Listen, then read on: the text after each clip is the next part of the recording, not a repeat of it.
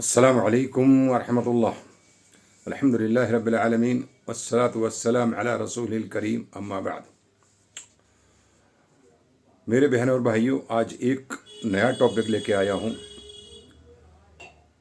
قرآن کریم میں اللہ رب العالمین ارشاد فرماتا ہے انما اموالکم و اولادکم فتنہ۔ تو مال کے فتنے کے اوپر تو پہلے بھی بات ہو چکی ہے، اب دوسرا فتنہ ہے، اولاد بھی فتنہ ہے، یعنی آزمائش ہے۔ جبکہ ایک حدیث شریف کا مفہوم ہے کہ والدین کے وفات پانے کے بعد سب سے بہترین بخشش کا ذریعہ، احصال ثواب کا ذریعہ جو ہے وہ ولد صالح ہے، نیک اولاد ہے۔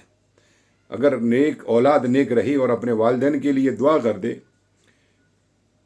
تو اس کی دعا کو والدین کے حق میں قبول کیا جائے گا۔ پھر کیا وجہ رہی کہ اللہ رب العالمین ارشاد فرماتا ہے کہ تمہارے مال اور تمہاری اولادیں تمہارے لیے فتنہ ہے، تمہارے لیے آزمائش ہے۔ اس کے اوپر بڑے غور فکر کرنے کی ضرورت ہے۔ یہی اولاد بخشش کا ذریعہ بننے والی تھی، وہ آج فتنہ بن گئی۔ اس کی وجہ یہ ہے کہ ہم نے اولادوں کو حلال روزی کھلانا بند کر دیا۔ حلال روزی نہیں کماتے تو کھلائیں گے کیا؟ دوسرے جس طریقے سے اولادوں کی پرورش کرنا چاہتے ہونا چاہیے تھی وہ نہیں کیا۔ بچے پیدا ہو گئے کس طریقے سے، اور ہونے کے بعد ان کو گھر سے اس طریقے سے نکال دیا جاتا ہے جیسے کہ مرغی اپنے بچوں کو نکال دیتی ہے۔ پھر وہ بچے در در کی ٹھوکریں گلی گلی میں بھٹکتے ہیں، لوگوں کو پریشان کرتے ہیں، گاڑیاں توڑتے ہیں، پٹاخے، آتش بازی اور نشے بازی کا بازار ہمارے ہاں بڑے عام ہے۔ آج دسمبر کا مہینہ چل رہا ہے، بہت اچھی ٹھنڈ ہے، جبکہ مغرب 5:30 بجے ہو جاتی ہے۔ ہمارے محلے میں رات کو 11-12 بجے تک لڑکوں کی ایسی بھیڑ رہتی ہے جیسے کہ کہیں سے کوئی ریلا آ گیا ہے۔ تو یہ بچے کس کے ہیں؟ یہ بچے میرے اور آپ کے ہیں، مگر یہ آپ کے گھر پہ، میرے گھر کے سامنے دنیا کا ہڑدنگ مچاتے ہیں۔ کوئی پٹاخے پھوڑتا ہے، کوئی شور شرابہ، سیٹیاں، اور اس وقت میں جو ویڈیو یہ ریل بنا رہا ہوں، اس وقت میرے گھر کے باہر تقریباً چھوٹا سا پارک ہے، وہاں کم سے کم 100 یا 200 بچے کرکٹ کھیل رہے ہیں۔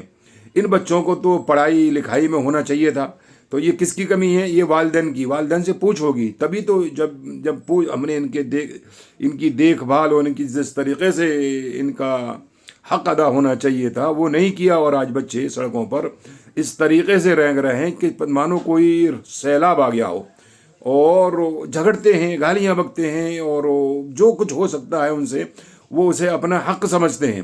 جب حق سمجھتے ہیں تو دنیا میں جتنی خرافاتیں ہیں اور جتنی ہی بھی مشکلیں پریشانیاں ہیں وہ ہماری اولادوں کے سامنے آ رہی ہیں۔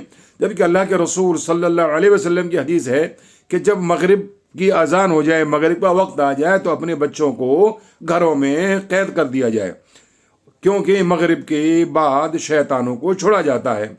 تو ہمارے یہاں تو بالکل ہر معاملے میں الٹا ہو رہا ہے کہ مغرب کے وقت ہم اپنے بچوں کو چھوڑتے ہیں۔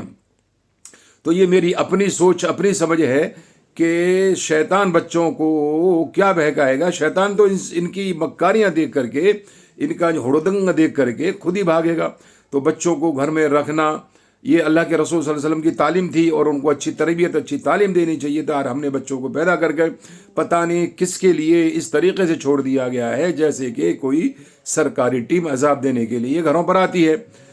تو میرے پیارے بہن اور بھائیوں، تھوڑی فکر کرنے کی ضرورت ہے۔ اس اولاد کے ذریعے کل انشاءاللہ قیامت میں حساب کتاب ہوگا اور بخشش کا ذریعہ بنیں گے۔ یہ جب بنیں گے جس طریقے سے اللہ کے رسول صلی اللہ علیہ وسلم نے تربیت کرنے کا طریقہ بتایا ہے، ورنہ یہ ببالے جان بننے والے ہیں، اسی لیے ان کو فتنہ کہا گیا ہے۔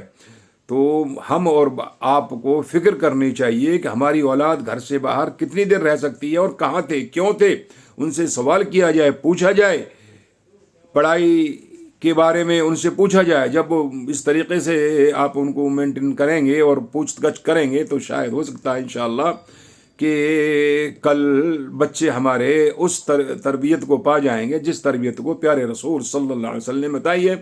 ورنہ آپ کا یا میرا بچہ کسی کے گھر کے سامنے اگر خرافاتیں کرتا ہے اور زیادہ پریشان کسی کو کرتا ہے تو ظاہر سی بات ہے وہ سامنے والا آپ کے لیے لعنت ملامت کرے گا، وہ آپ کے لیے آپ کے نامہ اعمال میں لکھی جائیں گی۔ تو ہمیں اور آپ چاہیے کہ اپنی اولادوں کے بارے میں فکر کریں اور ان کی اچھی تربیت کریں۔ السلام علیکم۔